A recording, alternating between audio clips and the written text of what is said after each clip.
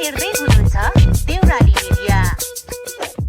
नै रहेछ नि त हामीहरूले हाम्रो इम्युनिटी पावरलाई बढाउनको लागि हाम्रो योगको अभ्यासद्वारा योगमा विविध र विभिन्न किसिमका यहाँ विधाहरू हुन्छ, जसमध्ये अहिले हामीले जुन कुण्डलिनी शक्ति चक्रबाट कसरी हामीले इम्युनिटी पावरलाई बढाउन सक्छौँ भन्ने यसैमा लक्षित भएर हामीले गर्नुपर्ने छ र गरिन्छ। र यो यति सहज छ, अत्यन्त सहज। यो कुण्डलिनी यो चक्रद्वारा जुन यहाँ हामीले ध्वनिको प्रयोग गर्छौँ, हामीले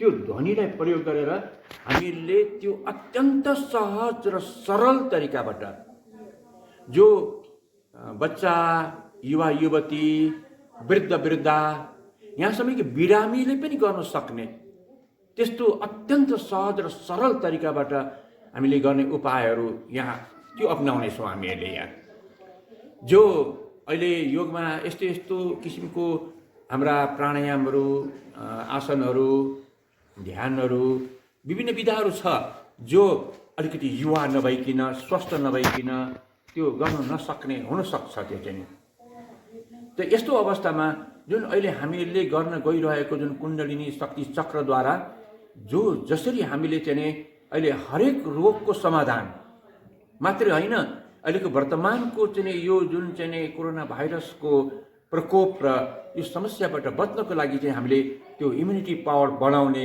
सशक्त हामीले यसलाई माध्यम बनाएर प्रयोग गरेर हामी बच्न सक्छौँ र अरूलाई पनि बचाउन सक्छौँ हामीले। त यो हामीले अब अलिकति म यसको विषयमा चाहिँ केही ध्वनिको विषयमा म यहाँलाई जानकारी दिन चाहन्छु। त्यो ध्वनिबाट हामीले कसरी गर्ने त? ध्वनिबाट त्यो कसरी सम्भव हुन्छ त? ध्वनिको विषयमा यसलाई स्वर विज्ञान भनिन्छ, यसलाई स्वर योग पनि भनिन्छ, यसलाई चाहिँ यसलाई शिव योग पनि भनिन्छ। यसलाई चाहिँ यो सर्वप्रथम देवादिदेव महादेव शिवले माता पार्वतीलाई बताउनु भएको, जो हिमालकी छोरी जो हाम्रै नेपालकी हिमालकी छोरी पार्वती, जो महादेवलाई पति पाऊँ भनेर कठोर तप गरिराख्नु भएको थियो। त त्यसै अवस्थामा महादेव आएर अनि पार्वतीलाई चाहिँ बताउनुहुन्छ, यदि तिमीले मलाई चाहिँ चाहने हो भने तिमीले यस्तो अभ्यास गर, जुन अभ्यास गरेपछि तिमी अत्यन्त शक्तिशाली बन्न सक्छौ तिमी चाहिँ भनेर। अनि यो स्वर विज्ञान, यसलाई स्वर विज्ञान पनि भन्छ, यसलाई चाहिँ स्वर योग पनि भनिन्छ, यसलाई चाहिँ यसलाई शिव स्वरोदय पनि भनिन्छ। कसरी स्वरलाई बनाउने त? कसरी यो श्वासलाई स्वरमा रूपान्तरण गर्ने, त्यो स्वरलाई ध्वनि बनाउने, ध्वनिलाई मन्त्र बनाउने, मन्त्रलाई चक्र बनाउने, चक्रलाई शक्ति बनाउने भनेर यहाँ यो विज्ञानको यहाँ चाहिँ प्रारम्भ सर्वप्रथम यसको चाहिँ आविष्कार भन्नु पर्यो यो हाम्रा देवादेव महादेव। र यसको अभ्यास गर्ने पहिलो चाहिँ माता पार्वती। र हामीलाई थाहा छ, पुराणहरूमा हामीले चाहिँ पढ्नु पर्छ अरे, र हामीले बुझ्दछौँ, जान्दछौँ कि माता पार्वती यो स्वर विज्ञानको अभ्यास गर्दै गर्दै गर्दै गर्दै गर्दै उहाँ अर्धाङ्गिनी मात्रै होइन कि अर्धनारीश्वर बन्नुभयो। जो देवी देवताहरूले पनि जब उनीहरूलाई शक्तिको जरुरत पर्छ त अर्धनारीश्वरसँग चाहिँ उनीहरू सहयोग लिन पुगेको त्यस्तो धेरै घटना र कथाहरू हामीले सुन्न पाइरहेको छौँ। र त्यही योग अभ्यास, त्यही नै जो आज हाम्रा योगका अभ्यासीहरूले यो पहिलोपटक प्रयोग भएको यो योगको अभ्यासलाई बिर्सिनै गएर योगलाई तन्काउँदै कहाँ पुऱ्याए जो प्रारम्भिक अवस्थामा प्रयोग भएको त्यो योग छुट्दै गयो। र अहिले मैले जुन बताउन गइरहेको छु यो मेरो आफ्नो मनको होइन, यो चाहिँ मेरो आफ्नो खुसीले, मेरो आफ्नो इच्छाले मैले यसरी चाहिँ अहिले जुन बताइरहेको छु त्यो होइन। यो चाहिँ यो देवादिदेव महादेवले माता पार्वतीलाई बताउनु भएको, पार्वतीले यसलाई चाहिँ निकै राम्रोसँग अभ्यास गर्नुभएको त्यही प्रक्रिया अहिले म यहाँ बताउन गइरहेको छु, जो अत्यन्त सरल भइकन अत्यन्त शक्तिशाली चाहिँ मान्छ यो चाहिँ। यसलाई हामीले चाहिँ नि शिव भन्नुहुन्छ, हे पार्वती तिमी श्वाससँग खेल, श्वासलाई खेलाऊ, श्वासलाई बनाऊ। श्वास यदि बिग्रियो भने हामी त नर्कमा रोगी, दुखी, अशान्ति, निकै हामी चाहिँ नि निकै समस्या, जटिल समस्यामा जकटकिन पुग्छौँ हामीहरू चाहिँ। त हे पार्वती, यदि हामीले श्वासलाई सुधार्न सक्यौँ भनेदेखि यो श्वास यति शक्तिशाली हुनसक्छ कि सम्पूर्ण शास्त्रहरूले, हामी कुनै पनि शास्त्रहरूद्वारा चाहिँ यो स्वर बनाउन सक्दैन। तर सुधारिएको स्वरले अर्थात् सुधारिएको श्वासले उच्च कोटिको शास्त्र बनाउन सक्छ, उच्च कोटिको दर्शन, उच्च कोटिको विज्ञान, उच्च कोटिको शिक्षा त्यो बन्न र बनाउन सक्छ। त्यसकारण हे पार्वती तिमी यो श्वासलाई स्वर बनाउने यसको अभ्यास गर भन्नुहुन्छ। त हामीले यहाँ अब चाहिँ जुन त्यो श्वासलाई स्वर, जसरी हामीले मणिपुर हामीले बाँसुरीमा त्यहाँ 7वटा प्वाल हुन्छ, हामी सबैलाई थाहा छ। त्यो 7वटा प्वाल हुन्छ। हामी त्यो मुखबाट एउटै श्वास हामी भित्र पठाउँछौँ, त्यो 7वटा श्वासबाट 7वटा स्वर बन्छ। सा रे ग म प द नि सा, सा नि ध प म ग रे सा। यति मिठो नाच, यति मिठो धुन कि कृष्णको बाँसुरीले त सारा विश्वलाई नै मोहित गराइदिनु भयो। यति मोहित कि चाहिँ नि त्यसको वर्णन आज पनि हामी गाइरहेको छौँ। कृष्णको मुरलीको बाँसुरीको त्यो धुन भनिन्छ त्यो चाहिँ। त त्यस्तै शिव भन्नुहुन्छ पार्वतीलाई, हे पार्वती तिमीले यो श्वासलाई मूलाधार चक्रमा लिएर गयो भने यसले पृथ्वी तत्त्व बनाउँछ। यहाँ माता पार्वतीले धेरै जिज्ञासा गर्नुहुन्छ, यो शरीर कसरी बन्यो, पृथ्वी कसरी बन्यो, यो तत्त्व कसरी बन्छ, यो कसरी बिग्रिन्छ, कसरी चल्छ, कसरी चलाउँछ, यस्ता धेरै प्रश्नहरू गर्नुहुन्छ। त्यसको उत्तरमा महादेव भन्नुहुन्छ, हे पार्वती यो जुन श्वास चाहिँ हामी लिन्छौँ, यो श्वासलाई मूलाधार चक्रमा लिएर गयो भने यसले पृथ्वी तत्त्व बनाउँछ। यसैलाई स्वाधिष्ठानमा लिएर गयो भने यसले जल तत्त्व बनाउँछ। यस श्वासलाई मणिपुर चक्रमा लिएर गयो भने यसले अग्नि बनाउँछ। यस श्वासलाई हामीले अनाहत चक्रमा लिएर गयौँ भने यसले वायु तत्त्व बनाउँछ। यही श्वास हो, यसलाई हामीले विशुद्ध चक्रमा लिएर गयौँ भने यसले आकाश तत्त्व बनाउँछ। त यो पञ्चमहाभूतले हाम्रो शरीर बन्छ, बनाउँछ, चल्छ र चलाउँछ। र यस्तै गरी अर्को हाम्रो 6औं चक्र जो भ्रूमध्यमा हुन्छ, हाम्रो आज्ञा चक्र भन्छ यसलाई। जब यस श्वासलाई हामी आज्ञा चक्रमा लिएर जान्छौँ त हे पार्वती यसले त एकदम सशक्त र शक्तिशाली मन र मस्तिष्क बनाउँछ यसले चाहिँ। त हे पार्वती यसरी चाहिँ यो शरीर चलेको हुन्छ, बनेको हुन्छ, बनाएको हुन्छ, चलाएको हुन्छ। जब यो श्वास चाहिँ सही ढङ्गबाट हामीले सञ्चालन गर्दैनौँ, हामी बिगार्न पुग्छौँ। जतिखेर पनि तनाव, हतार यो क्रममा चाहिँ हामीले त्यो श्वासलाई सही किसिमले जब हामीले चाहिँ सञ्चालन र परिचालन गर्न सक्दैन, त्यस पृथ्वी हाम्रो पञ्चतन मात्र भनिन्छ, शब्द, स्पर्श, रूप, रस, गन्ध। पञ्चप्राण भनिन्छ, प्राण, अपान, बयान, उदान, समान। यी चाहिँ हाम्रा पञ्च ज्ञानेन्द्रिय, पञ्च कर्मेन्द्रिय, यी बिग्रिन पुग्छ। त यसलाई सुधार्नको लागि चाहिँ हामीले त्यो अत्यन्त सरल र सहज त्यो ध्वनिद्वारा, त्यो शिव भन्नुहुन्छ, जब हे पार्वती तिमीले लम ध्वनि, lump lump lump lump lump lump, त्यो ध्वनि मूलाधार चक्रको लम ध्वनि, यसलाई पृथ्वी ध्वनि पनि भनिन्छ। जुन ध्वनिद्वारा यसले पृथ्वी तत्त्व बनाउँदछ। पृथ्वी तत्त्व भन्ने बित्तिकै पृथ्वी र मूलाधार चक्रले हाम्रो शरीरको ठोस जुन हाड, छाला, नसा, नङ, नाडी, कपाल, रौँ जस्ता यसले त्यो निर्माण गर्छ। यसरी नै स्वाधिष्ठान चक्रको वम ध्वनि, त्यो वम ध्वनिलाई हे पार्वती यसको निरन्तर नियमित यसको अभ्यास गर्दै गयो भने त्यसले जल तत्त्व बनाउँछ। जुन जल तत्त्वले हाम्रो शरीरमा 3 हिस्सा त पानी हुन्छ। लाल रक्तकण, श्वेत रक्तकण, रस रसायनहरू, धातुहरू, सप्त धातुहरू, यी सबै चाहिँ त्यो हाम्रो स्वाधिष्ठान चक्रको त्यो वम ध्वनिले निर्माण गर्दछ। र यस्तै गरी हाम्रो जुन मणिपुर चक्रको रम ध्वनि, जसले अग्नि बनाउँछ, त्यो रम ध्वनि चाहिँ हामीहरूको अग्नि हाम्रो शरीरमा तापक्रम छ। जबसम्म हाम्रो शरीरमा उष्णता, तातो रहन्छ हामी जीवित रहन्छौँ। जुन दिन हामीहरूको शरीर चिसो हुन्छ त्यसलाई हामी मृत्यु भन्छौँ त्यसलाई चाहिँ। त हाम्रो शरीरमा तापक्रमको एउटा ठिक व्यवस्थापन हुन्छ। जस्तो 80 82 अब त्योभन्दा हामी 90 92 पुग्यो भनेदेखि हामीले अब ज्वरो आयो भन्छौँ, बिरामी भयो भन्छौँ। 100 102 103 डिग्री भएपछि अब आत्तिन थाल्छौँ हामीहरू चाहिँ। अब 80 डिग्रीमा त तल झर्नु थाल्यो तापक्रम भने त्यतिखेर पनि हामीलाई अब डर हुन्छ। अब चिसो भयो भने अब बचाउन गाह्रो हुन्छ भन्ने हुन्छ।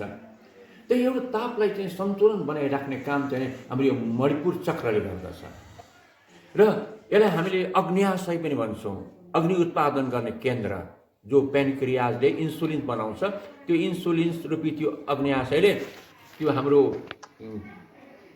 जुन चाहिँ रसायनलाई यसले क्यालोरीमा शक्तिमा रूपान्तरण गरिदिन्छ।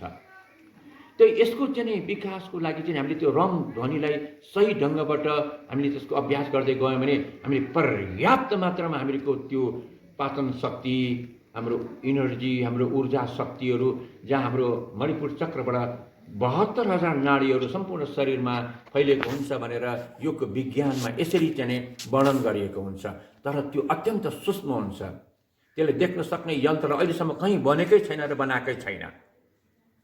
त यसै गरी चाहिँ हाम्रो अनाहत चक्र, जो अनाहत चक्रमा चाहिँ जो यम मन्त्र भनिन्छ, यम ध्वनि, त्यो यम ध्वनिले चाहिँ हामीहरूको भित्र हाम्रो वायु तत्त्व जुन वायु तत्त्व चाहिँ यति संवेदनशील र यति महत्त्वपूर्ण हुन्छ कि त्यो हावा एक क्षण मात्रै भएन भने हाम्रो मृत्यु हुन्छ।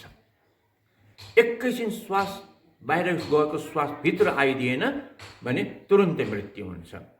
कुनै एउटा कोशिका, एउटा रक्तकणले उसले एकपटक मात्रै, एक क्षण मात्रै त्यो हावालाई पाउन सकेन भने त्यो तुरुन्तै त्यसको मृत्यु हुन्छ। त्यति मात्रै होइन, हावाले हाम्रो सम्पूर्ण शरीरको हात खुट्टादेखि लिएर अहिले म बोलिरहेको छु, हेर्ने, देख्ने, सुन्ने, यावत हाम्रो ब्लड सप्लाई, हाम्रो इम्युनिटी सप्लाई, हाम्रो चाहिँ ब्लड अक्सिजन सप्लाई, नर्भस सिस्टमहरू र जो जे चल्नु र चलाउनु पर्ने सबै त्यो वायुले नै गर्ने गर्नुपर्छ। र जब हामीले यम ध्वनिद्वारा त्यो शक्तिलाई सशक्त बनायौँ भने अब हामीलाई कुनै पनि भय र डर र त्रास हुँदैन। त यस्तै गरी चाहिँ हामीहरूको आकाश तत्त्व बनाउनुको लागि हम मन्त्र, हम जो विशुद्ध चक्र भनिन्छ, जो थाइरोइडसँग घनिष्ठ सम्बन्ध हुन्छ। यसको चाहिँ थाइरोइड र पाराथाइरोइड ग्रन्थीसँग घनिष्ठ सम्बन्ध हुन्छ यसको चाहिँ। त यहाँ हामीले चाहिँ यो थाइरोइड ग्रन्थीलाई हम, त्यो हम ध्वनिद्वारा हामीले आकाश तत्त्वको निर्माण गर्दछौँ। जुन आकाश तत्त्व असाध्यै महत्त्वपूर्ण हुन्छ।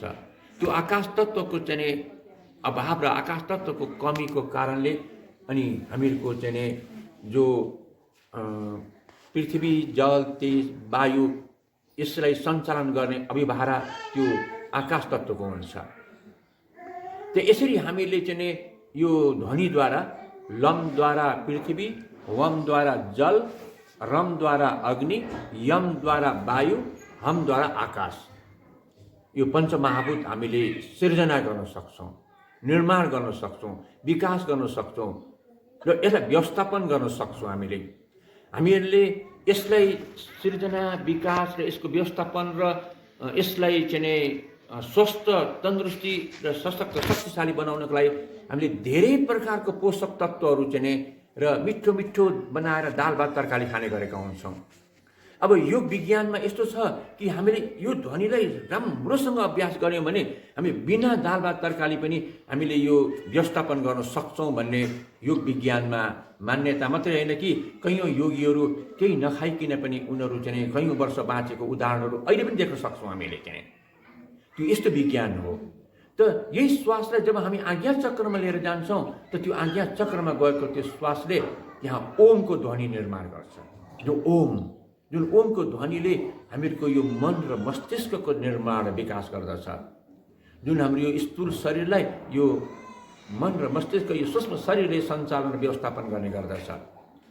त यसरी चाहिँ हामीहरूको यो अत्यन्त सहज र सरल तरिकाबाट हामीले हाम्रो शरीरको कुनै पनि बिग्रिएको, अविकसित या विकृत या रोगी, अशान्ति या जो जे जस्तो किसिमको अवस्था छ त्यसलाई हामीले चाहिँ सहज ढङ्गबाट, सरल तरिकाबाट त्यसलाई हामी सुधार्न सक्छौँ। हामीले र अहिले हामीले यो ध्वनिबाट चाहिँ हामीले इम्युनिटी पावरलाई कसरी चाहिँ विकास गर्ने अहिले त्यसमा हामी केन्द्रित हुनेछौँ।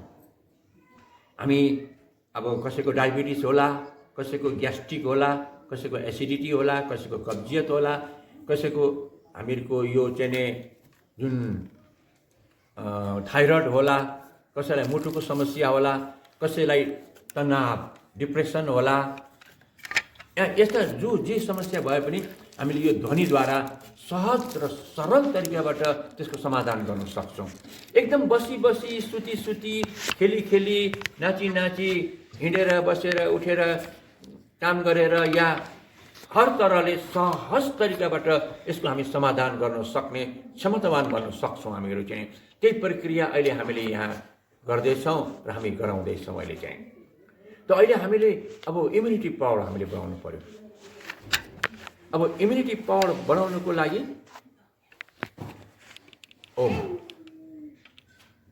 इम्युनिटी पावर बढाउनुको लागि हामीले हाम्रो जस्तो मेरुदण्ड, जुन मेरुदण्डभित्र चाहिँ हाम्रो जुन बोन म्यारो हुन्छ, मेडिकल साइन्सले भन्छ त्यो बोन म्यारोले नै हाम्रो इम्युनिटी सेल र हिमोग्लोबिन सेल निर्माण गर्छ भन्छ।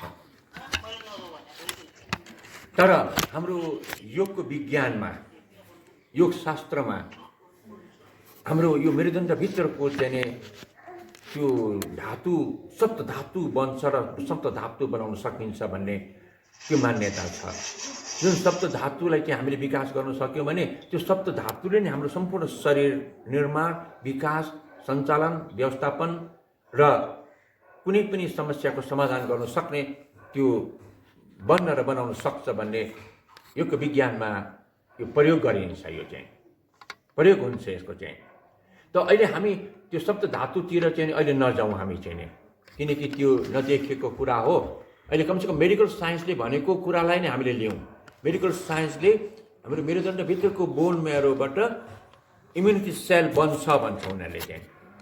त अब त्यो इम्युनिटी सेल बनाउनेवाला जुन बोन म्यारो हो त्यसलाई हामीले कुनै पनि व्यायाम गरौँ, हिँडौँ, कुदौँ, दौडौँ, जसुकै गर्दाखेरिमा पनि त्यो बोन म्यारोलाई एक्टिभ बनाउन गाह्रो छ, कठिन छ। एक त हामीले अहिले चाहिँ जुन यो आधुनिक हाम्रो सभ्यता, आधुनिक यो विकासको यो कारणले गर्दाखेरिमा हामी अहिले निष्क्रिय जस्तै छौँ। किनकि हामीलाई हिँड्नु पर्दैन, भारी बोक्नु पर्दैन। पहिला जुन हामीले निकै चाहिँ हामीले हिँड्नुदेखि लिएर भारी बोक्नुदेखि लिएर निकै काम गर्नु पर्थ्यो, जसले गर्दाखेरिमा हामीहरूको निकै व्यायाम हुन्थ्यो र त्यसबाट हामीहरूको चाहिँ यी धातुहरू, इम्युनिटी सेलहरू एक्टिभ हुने अवसर पाउँथ्यो। चर्को बोल्नु पर्थ्यो, चिचाउ पर मान्छेलाई बोलाउनु पर्थ्यो। अब अहिले त छैन। यहाँबाट बिस्तारै बोल्दै पनि हुन्छ, किनकि मोबाइलले कुनै पनि कुना काप्चामा पुर्याइदिन सक्छ। विश्वको कुनै पनि कुना काप्चामा यस्तो सुविधा दिइरहेको छ अहिले चाहिँ। त्यो सुविधाको कारणले गर्दाखेरिमा अहिले हामीहरूको चाहिँ त्यो ध्वनि त करिब हामीहरूको न्यूनतम नै हुन पुगिसक्यो अहिले। त यो हामीहरूको यो विकासको क्रमले गरेको चाहिँ जुन एकातिरको फाइदा त हामीले धेरै पायौँ, सुविधा पनि धेरै हामीले लिइरहेको छौँ। अर्कोतिर यसबाट नराम्रो किसिमको चाहिँ क्षति र हानि हामीले भोग्नु परेको छ। सबभन्दा ठुलो क्षति र हानि भनेको हाम्रो त्यो इम्युनिटी सेल नै बन्ने प्रक्रिया नै करिब समाप्त हुँदै गइरहेको छ। किनकि त्यो इम्युनिटी सेल बन्नको लागि चाहिँ हामीले निकै त्यो बोन म्यारोलाई एक्टिभ गराउनु पर्ने हुन्छ। जो त्यो बोन म्यारोलाई एक्टिभ गराउनको लागि चाहिँ निकै दौडधुप, निकै खलखल पसिना आउने गरेर काम गर्नुपर्ने हुन्छ, या कुनै विशेष व्यायामहरू गर्नुपर्ने हुन्छ, र निकै लामो श्वास तान्नु पर्ने हुन्छ। यस्ता प्रक्रियाद्वारा बल्ल गरेर चाहिँ बोन म्यारोमा एक्टिभ भएर इम्युनिटी सेल बन्छ त्यसले चाहिँ। र अब इम्युनिटी सेल त बन्यो, तर त्यो इम्युनिटी सेललाई फेरि त्यसलाई प्रशिक्षण दिनुपर्ने हुन्छ। फेरि त्यो प्रशिक्षण दिनुको लागि चाहिँ त्यो हाम्रो यहाँ छातीमा, जहाँ हाम्रो अनाहत चक्र भन्छौँ, हाम्रो ठ्याक्कै यो छातीमा त्यहाँ हाम्रो चाहिँ थाइमस ग्ल्यान्ड भन्छ यसलाई चाहिँ मेडिकल साइन्सले। यो थाइमस ग्ल्यान्डले उसले त्यो इम्युनिटी सेललाई उसले यस्तोसँग प्रशिक्षण दिन्छ जसले चाहिँ त्यो इम्युनिटी सेलले चाहिँ हाम्रो शरीरमा कुनै पनि त्यो शत्रु भाइरसहरूलाई चाहिँ त्यसलाई समाप्त पार्ने, त्यसलाई नष्ट गर्ने त्यो काम चाहिँ त्यो इम्युनिटी हाम्रो जुन चाहिँ नि थाइमस ग्रन्थीले त्यो काम गरिदिन्छ। हाम्रो बोन म्यारोले इम्युनिटी सेल त बनायो, तर हाम्रो थाइमस ग्ल्यान्डले चाहिँ नि त्यो इम्युनिटी सेललाई त्यो परिपक्व बनाइदिएन भने फेरि काम छैन। त्यो शत्रु भाइरसलाई मार्नु पर्ने ठाउँमा मित्र भाइरसलाई मारिदिएर आउनु पनि सक्छ, उल्टो काम गरिदिन सक्छ।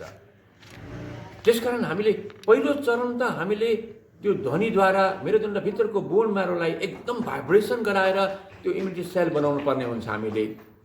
अनि बनिसकेको त्यो इम्युनिटी सेललाई फेरि हामीले त्यसलाई एकदम प्रशिक्षित चाहिँ बनाउनुको लागि हामीले हाम्रो इम्युनिटी ग्रन्थी भन्छौँ यसलाई, जो इम्युनिटी सेलको चाहिँ अत्यन्त महत्त्वपूर्ण चाहिँ काम गर्दछ। यसले चाहिँ प्रतिरोध गर्ने क्षमताको विकास यही क्षेत्र स्थानबाट हुने गर्दछ। त्यो यसलाई पनि हामीले त्यो ध्वनिद्वारा प्रशस्त र पर्याप्त मात्रामा यसलाई हामी विकास गर्न सक्छौँ। त्यो यसको लागि चाहिँ हामीले अलिकति केही प्रक्रियाहरू जान्नुपर्ने हुन्छ। जस्तो अहिले हामीले चाहिँ नि ओमकै ध्वनिलाई लिउँ न। हामीले चाहिँ हुन त हामीले यहाँ लम वम रम यम हम ओम यो 6 प्रकार 7वटा चक्र हुन्छ हाम्रो। जो 7वटा चक्र जसरी यो प्रकृति चलाउनलाई 7वटा ग्रह छ, 7वटा ग्रहले यो प्रकृतिलाई चलाएको हुन्छ। रवि, सोम, मङ्गल, बुध, बृहस्पति, शुक्र र शनि यो 7वटा ग्रहको नामले त्यो 7वटा ग्रह हाम्रो आइतबार, सोमबार, मङ्गलबार भन्छौँ हामीले। यो 7वटा ग्रहले हाम्रो यो प्रकृति चलाएको हुन्छ भने हाम्रो शरीर चलाउनको लागि चाहिँ नि पनि 7वटा चक्र छ। त्यो 7वटा चक्र हामीको चाहिँ नि जुन चलाउनेवाला चाहिँ नि त्यसलाई हामी ग्रह भन्दैनौँ, यसलाई हामी चक्र भन्छौँ। हामी चाहिँ मूलाधार, स्वादिष्ठान, मणिपुर, अनाहत, विशुद्ध, आज्ञा र सहस्रार चक्र। त्यो जसरी ग्रहले प्रकृति चलाउँछ त्यसरी नै चाहिँ त्यसलाई हामी ब्रह्माण्ड भन्छौँ। जुन चक्रले हाम्रो शरीर चलाउँछ र बनाउँछ यसलाई हामी चक्र भन्छौँ हामीले चाहिँ। यो अलिकति यहाँ बुझ्नु हामीले आवश्यक छ। यो ब्रह्माण्डलाई चलाउनेवाला चाहिँ नि ग्रह भनिन्छ भने यो शरीरलाई हामी पिण्ड भन्छौँ। यो पिण्डलाई चलाउनेवाला चाहिँ हामी चक्र भन्छौँ। ओम